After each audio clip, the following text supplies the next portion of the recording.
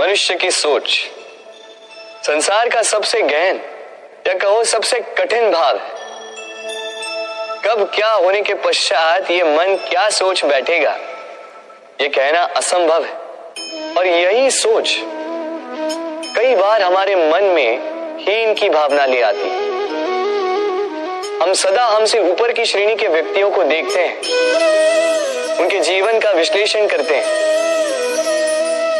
और फिर स्वयं को हीन समझ लेते हैं। इसके पास इतना धन है, इसके पास कितना बल है, और मेरे पास कुछ भी नहीं। मैं कितना हीन व्यक्ति हूं, संसार के लिए मैं कुछ भी नहीं। होता है ना ऐसा? किंतु ऐसा नहीं है। आपके पास भी बहुत कुछ है, पलट के देखिए। किसी भूखे व्यक्ति को केवल एक रोटी मिल जाए तो भले ही दूसरों के लिए वो अन्न का दाना होगा, किंतु उसके लिए वो भोज से कम नहीं है। इसलिए जब भी मन में हीन भावना जागे, अपनों की ओर देखिए, उनकी ओर पलटिए। आपको विश्वास हो जाएगा कि भले ही आप ये मानते हो कि इस संसार के लिए आप कुछ नहीं है, कुछ लोगों के लिए आप संपूर्ण संसार है। तो जो आपका संसार है उसमें प्रसन्न रहना सीखिए। जीवन में हम कई लोगों से मिलते हैं। आप भी ऐसे कई लोगों से मिले होंगे जिन्होंने स्वयं को असफल मान लिया, निराश हो चुके, जिन्होंने ये स्वीकार कर लिया है कि इस जीवन में उनसे कोई कार्य हो ही नहीं पाएगा, वो कुछ कर ही नहीं सकते, किसी कार्य के वो योग्य ही नहीं। किंतु ऐसा नहीं, इस संसार में ऐसा कुछ भी नहीं है जो योग्य नहीं है। कोई ऐसा अक्षर नहीं है जो किसी मंत्र का भाग ना, कोई ऐसी जड़ी बूटी नहीं है जो औषधि ना, कोई ऐसा विष नहीं है जो समय आने पर अमृत न बन जाए। और इसी प्रकार कोई व्यक्ति अयोग्य नहीं होता, उसे अयोग्य बनाती है उसकी सोच। इसलिए स्वयं को जानो, जान जाओगे कि आप क्या। अपने अंतर मन को जगाएं। आप देखेंगे कि जिस संसार की नींव ही बनी है आशा से, उस संसार में निराशा, हताशा और हार जैसा कोई भाव अस्तित्व ही नहीं रखता। मैंने आपसे कहा था कि संसार का सबसे बड़ा शस्त्र और सबसे बड़ा संबल है मित्रता। किंतु ये मित्रता कैसी होनी चाहिए? मित्रता होनी चाहिए दूध में मिले जल की भांति। कैसे?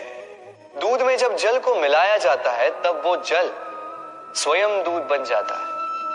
तो सोचिए, दूध की मित्रता से जल का अस्तित्व कितना बढ़ गया। किंतु ये कथा यही समाप्त नहीं होती।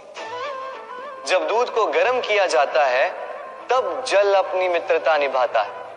जल स्वयं पहले इसका ताप लेता है, स्वयं के अस्तित्व को भाप बनाकर जला देता है और दूध को बचा लेता है।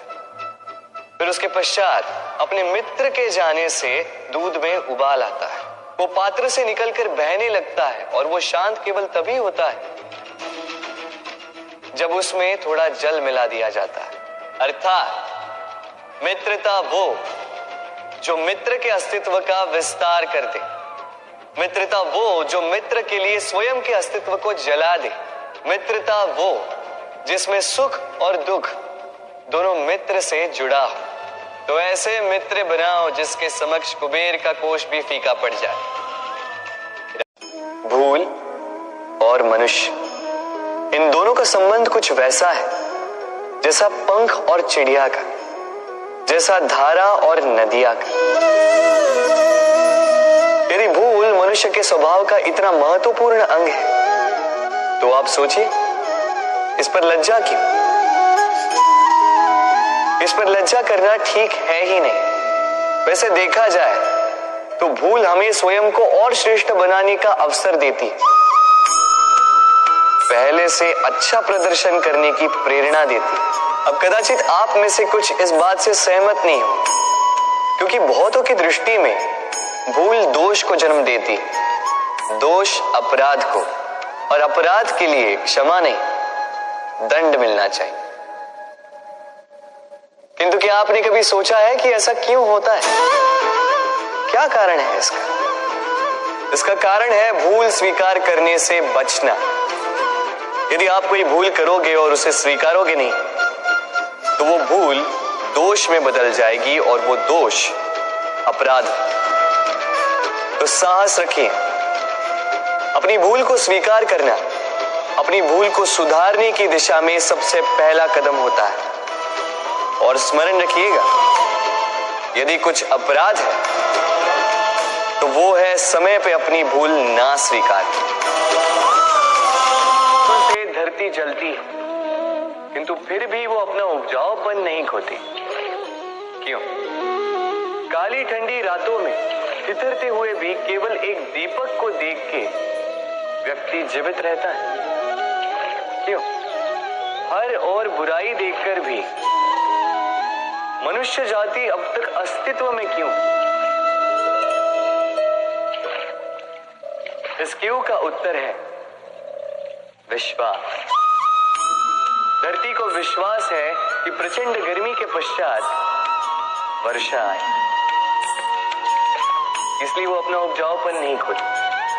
सूर्य के फिर से उदय होने का विश्वास ही है जो हमें काली ठंडी रातों में जीवित रखता है। विश्वास कि जब पाप सीमा से आगे जाएगा, मैं आऊं किसी न किसी रूप में। यह विश्वास ही है जो मानवता के अस्तित्व को बनाए रखता है। बोलने के लिए एक पल लगता है, सोचने के लिए कुछ घड़ियां, समझने बैठो तो महीनों बीत जाते हैं और सिद्ध करने जाओ तो जीवन कम पड़ जाता है। स्वयं पर विश्वास रखिए, स्वयं के कर्मों पर विश्वास रखिए, प्रेम पर विश्वास रखिए। जीवन में सुख अवश्य आए और मन प्रसन्न होकर बोलेगा राधे राधे।